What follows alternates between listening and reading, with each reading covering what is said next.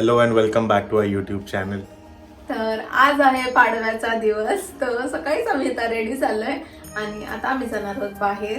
कारण काय खूप लोकांनी मला, म्हणजे ते रिझन नाही ऍक्च्युली, तर खूप लोकांनी मला बोललेलं की माझे दिवाळीचे जे ब्लॉग्स होते तर त्या दिवाळीच्या ब्लॉग्स मध्ये मी आयब्रोज केलेले नव्हते. तर इंस्टाग्रामवरती वगैरे सगळ्यांनी मला बोलले की तू आयब्रोज का नाही केले, आयब्रोज चांगलं नाही वाटत एवढे केलेले. तर त्याच्या मागचं रिझन असं होतं ऐका रिझन म्हणजे कांड आहे कांड. प्राचीने केलं होतं कारण माझं नाव कुठे. सूरजने माझ्यासाठी ऑर्डर केलेलं ते मशीन एक असतं जे हेअर रिमूव्हल साठी, जर तुम्हाला लवकर कुठेतरी बाहेर जायचंय आणि इन्स्टंट तुम्हाला रेडी व्हायचंय आणि जर अप्पर लिप्स वगैरे असेल किंवा आयब्रोजचे थोडेफार केस वगैरे असतील तर त्याने तुम्ही ते काढू शकता. तर ते सूरजने माझ्यासाठी एक मशीन ऑर्डर केलेलं. सूरज बोला छान आहे छोटूसं कॉम्पॅक्ट आहे, मी करतो त्यासाठी ऑर्डर, म्हणून त्यांनी माझ्यासाठी ते ऑर्डर केलं. आणि मी एक्साइटमेंट मध्ये ट्राय करता करता इथून माझी आयब्रोजच उडवली. ऑलमोस्ट क्वार्टर म्हणजे तुम्हाला आता नाही दिसणार, पण मी लिटरली माझी इकडनं जेवढी पार्ट होता आयब्रोजचा तो उडून टाकलेला. आणि नंतर मग मी त्याला असं पेन्सिलने हे करून एवढे दिवस वावरत होती, जे की कोणाला समजलं नाही की माझा आयब्रोज उडालेला आहे. लिटरली घरातल्या सुद्धा नाही समजलं. हे सूरज आणि माझं सिक्रेट होतं. सूरजकडनं मी प्रॉमिस केलेला की सूरज कोणालाच नाही सांगायचं, प्लीज कोणालाच नाही सांगायचं. म्हणून लिटरली 2 महिने झालं मी आयब्रोजच केलेले नाहीये. आणि आज मी चालले कारण की बरेच लोक बोलले नाही, आता जोपर्यंत वाढले नव्हते मग मी विचारलं होते जरा वाढू दे मग करू. मग आता बऱ्यापैकी वाढले, मग आज जाऊन मी आता आयब्रोज करणार. तर असा आहे प्राचीचा कांड. प्राचीने म्हणजे लाईक प्राचीला कामाची गोष्ट दिली, प्राची त्याच्यात सुद्धा कांड केलंय. पण मी ट्राय करत होते, ते चुकून झालं, मला समजलंच नाही. त्याने ते एवढं फास्ट होतं आणि ते चुकून डिरेक्टली माझे आयब्रोज उडून गेले. नशीब तेवढं जरी झालं नाही तर पूर्ण गेली असती तर वाटत लागली असते माझी. मग तू शेंचन झाली असती. सो आता आम्ही जाणार आहोत आयब्रोज करायला पहिल्यांदा, आणि त्यानंतर मग आम्हाला DIY मध्ये जाऊन मला 1-2 गोष्टी घ्यायच्या आहेत. सो ते घेण्यासाठी जाणार आहे ते. आणि त्यानंतर तुम्ही बघायलाच आम्ही कुठे जातोय. तर त्यानंतर मग आपल्याला आई जॉईन करणार आहे आणि मग त्याच्यानंतर आईंसोबत आपण कुठे चाललोय ते तुम्हाला दिसणारच आहे. आणि आजच्या ब्लॉग मध्ये माझं जे गिफ्ट आहे ते सुद्धा तुम्हाला समजणार आहे की सुरेशने मला कुठलं गिफ्ट दिलेलं आहे ते, आणि ते खूप छान आहे. आणि सर्वांनी त्याच्यासाठी पूर्ण ब्लॉग बघा, एंड पर्यंत बघा. प्राचीला खूप सुंदर गिफ्ट दिलं आहे मी. अजून दिला नाही, घेतलंय. घेतलं आहे, देणं बाकी आहे. तर पाडव्या होईल म्हणजे तेव्हा आम्ही ऑप्शन करू. त्याच्यानंतर प्राचीचं गिफ्ट सुद्धा तुम्हाला दिसेल. मी जाते एलिगन्स सलॉन मध्ये. ना पार्किंगला जागा नाही. ठीक आहे, चल जाऊन येते पटकन. तर मी इथं आयब्रोज करून आली आहे, बघू शकता. छान आयब्रोज केले. आणि मी जिथे पार्लरमध्ये गेली ना एलिगन्स सलॉन मध्ये, तिकडे मला आता गेल्यावरती कळालं की खूप दिवसापासून तिकडे 50% डिस्काउंट चालू आहे. सो आयब्रोजची जी 50 रुपये घ्यायची तिथं 25 रुपये घेते. आणि सगळ्या सर्व्हिसेस वरती त्यांच्याकडे डिस्काउंट आहेत. तर मी विचार करते उद्या जाऊन काहीतरी करून येऊ. काय बोलतो सुरेश? 50% डिस्काउंट. येस. आणि कशी दिसतात सुरेश आयब्रोज? नाईस. बघितले का?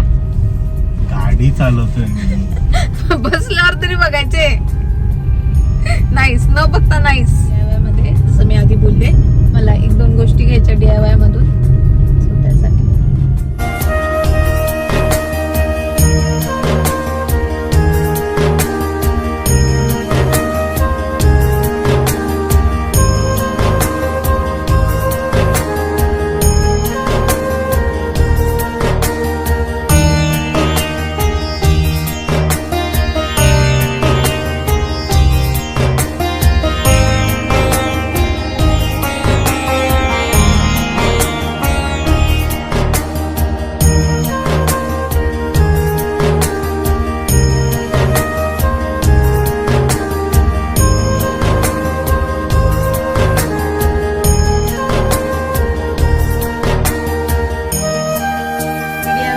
घ्यायला गेलेली ते तर मला जास्त काही भेटलं नाही, पण तरी 2-4 गोष्टी उचलून आणल्या.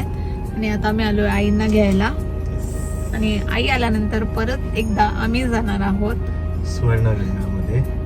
कारण काय पप्पांना आणि सूरजला मिळून आईंसाठी एक गिफ्ट घ्यायचंय दिवाळीसाठी.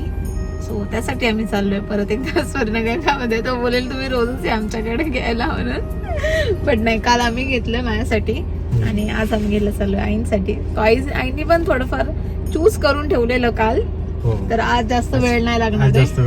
आज जस्ट घेऊन यायचंय, एवढंच काम करायचंय. आई आल्यात.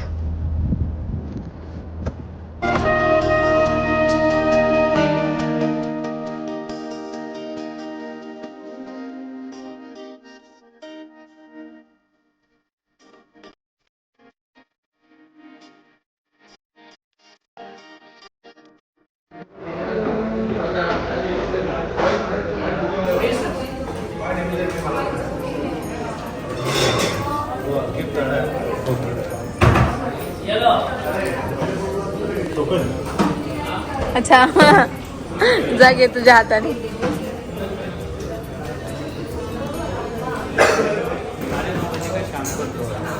दुकान के पास आप आओ, उसमें एक स्मार्टफोन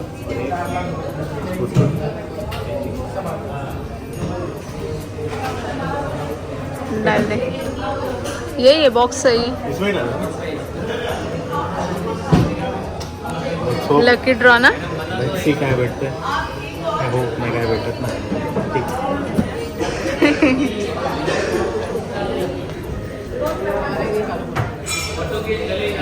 बाप रे, इतना बड़ा है.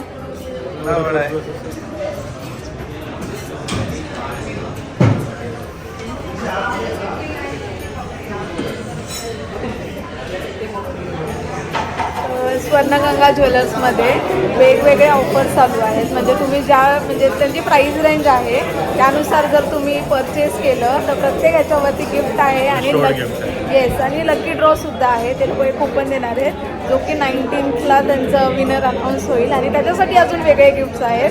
तर आम्ही जी परचेस केलेलं त्याच्यावरती आम्हाला फूड प्रोसेसर मिळाला आहे आणि असं वाटते गिफ्ट मिळालं की कोणाला पण आवडतंच गिफ्ट. सो परत आलोय घरी. आईसाठी गिफ्ट घेतलं गेलंय पप्पांकडूनचं. अँड घरी आल्यानंतर प्राची आणि मी दोघं रेडी झालोय पाडव्याचं ऑप्शन करण्यासाठी. तर प्राचीला तुम्ही बघू शकता, प्राची फुल मस्त एक न्यू लुक तयार केलाय प्राचीने. अँड मी तुम्हाला एकदम किती मिनिटात ऍक्च्युली प्राचीने अगदी 5 ते 10 मिनिटात तयार झालेली आहे. आणि मी पण शॉक साडी विथ साडी. आणि प्राची आधी तयार झाली आणि मी नंतर तयार झालेलो आहे. So I agree to that. मी एक्सेप्ट करतो ही गोष्ट की प्राची माझ्या आधी तयार झालेली आहे.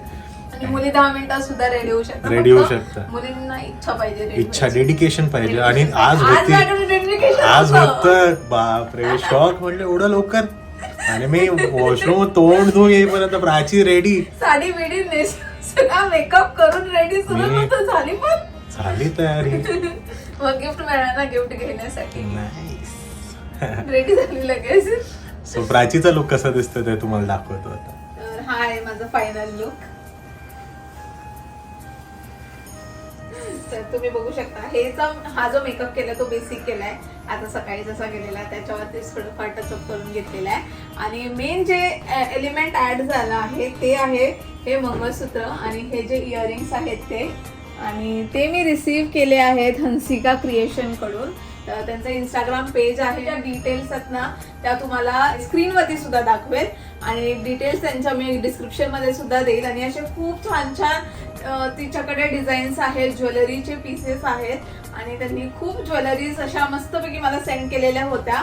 आणि जो माझं गणपतीचं शूट झालेलं आणि तेव्हा मी सूरजच्या नावाची जी नथ वेअर केलेली ती सुद्धा हंसिका क्रिएशन्स कडूनच होती. आणि हे माझं जे मंगळसूत्र आहे हा पूर्ण सेट आहे ऍक्च्युली, तो सुद्धा हंसिका क्रिएशन्स कडून मला मिळालेला आहे. So thank you so much. आणि मला तर असं वाटतं की हे घातल्यामुळे माझा लुक अजून जास्त असा निखरून आलाय, छान दिसतोय. आणि दिस इज प्रॉपर टेम्पल ज्वेलरी ना. येस, खूप छान बनवलंय. म्हणजे ऍक्च्युअल मध्ये खूप छान बनवलंय. तू हे जर बघशील ना त्याच्यामध्ये असे लोटस वगैरे डिझाईन खूप छान केले. आणि ते लोक ना त्या म्हणजे हंसिका क्रिएशनचं जे पेज आहे ना ती पूर्ण कस्टमाइज करून देते ज्वेलरी. म्हणजे हे जे आहे हे तुम्हाला जर वेगळ्या कलर्स मध्ये पाहिजे नसेल ना तर तुम्ही त्यांच्याकडनं ते सुद्धा बनवून घेऊ शकता. तर तिला तुम्हाला जसं साडी असेल त्या कलरनुसार तुम्ही त्यांचं ते ज्वेलरी क्रिएट करून घेऊ शकता त्यांच्याकडनं. So yes, this is my final look. आईने मस्तपैकी ओवाळणीचं ताट सजवलंय. And ready. ऑलवेज. येस, आई पण मस्त रेडी झालाय. आई मस्त दिसते साडी. थँक्यू. ही रिवाजवाली आहे ना, आपण आता दिवाळीला घेतलेली. मस्त दिसते. आणि आईंनी हा जो ब्लाऊज आहे ना हा म्हणजे आम्ही साड्या एकदम लास्ट मुमेंटला घेतलेल्या टर्न आई. हा ब्लाऊज जो आहे आईंनी स्वतः शिवलाय. ते पण शॉर्ट टाइम ऑफ पिरियड मध्ये फटाफट.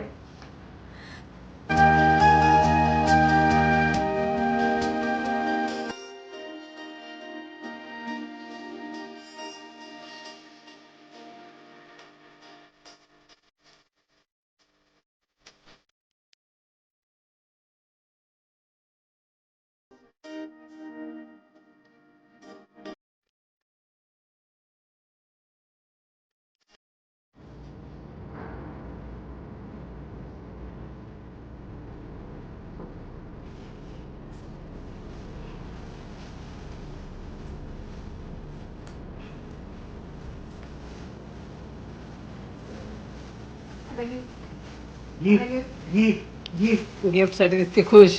आणि लवकरच सर्वांना पण कळेल की प्राचीचं गिफ्ट काय आहे ते आता एंड मध्ये जेव्हा आम्ही ब्लॉग एंड करायचं आहे तुम्हाला दाखवू प्राचीचं एक्झॅक्ट गिफ्ट काय आहे. थँक्यू. प्राचीला खुश.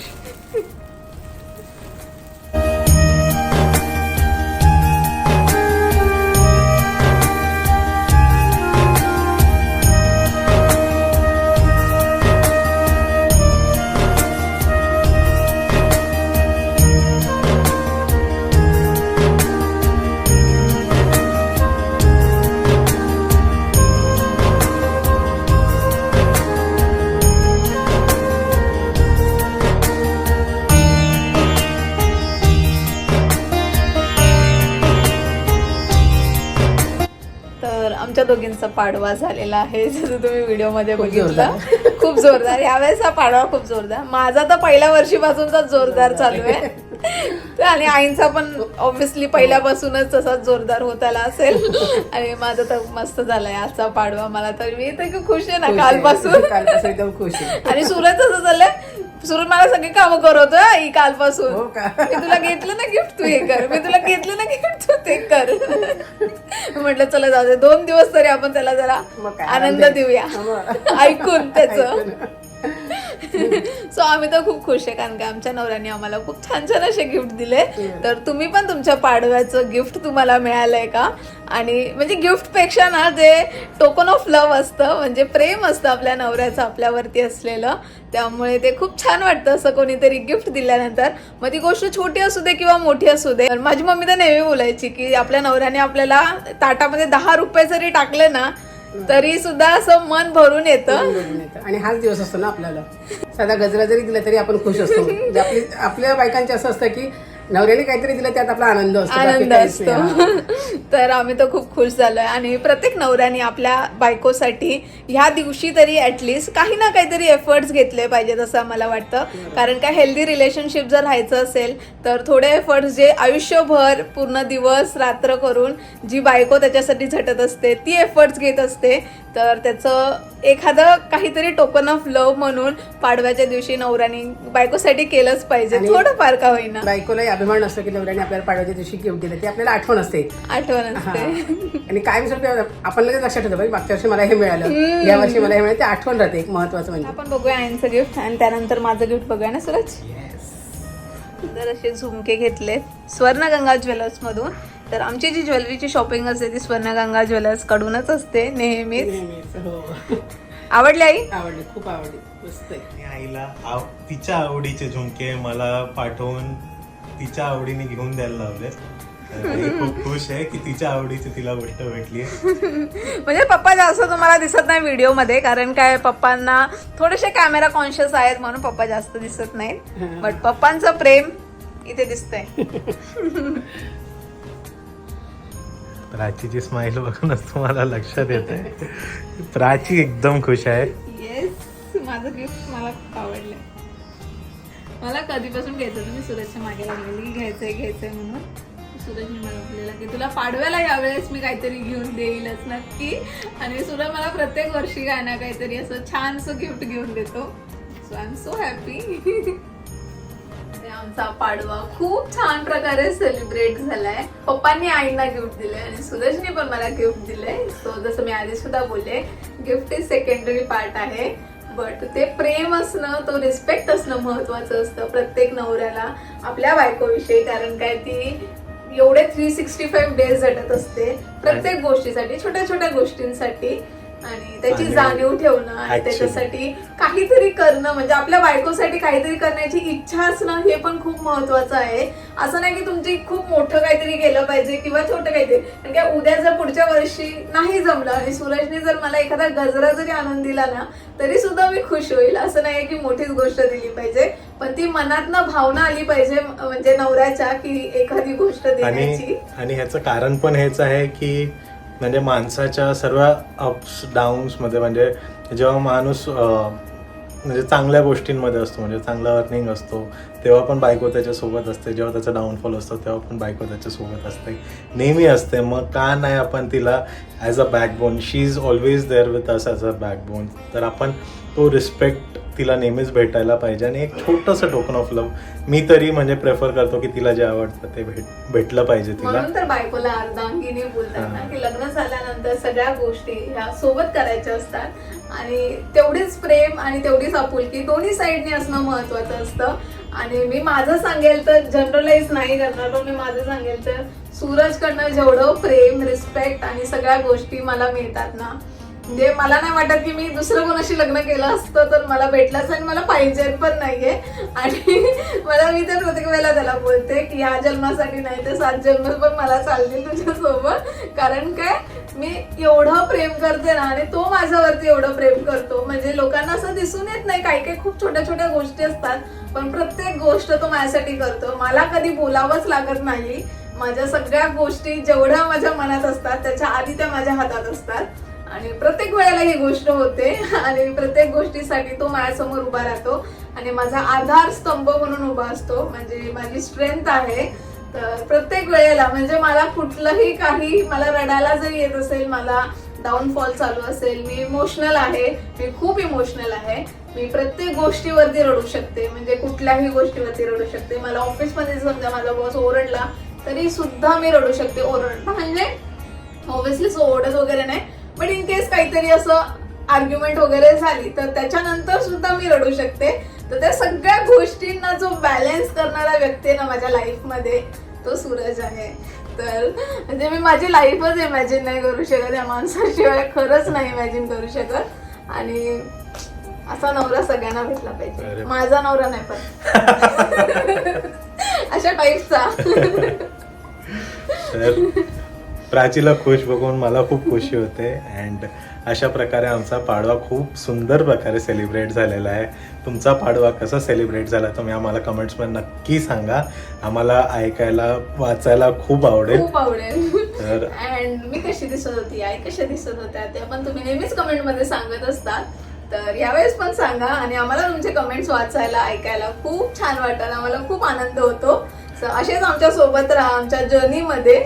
आणि अशा प्रकारे आजचा व्लॉग इथेच संपवतो. भेटूयात नेक्स्ट व्लॉग मध्ये. Bye bye, good night and keep smiling.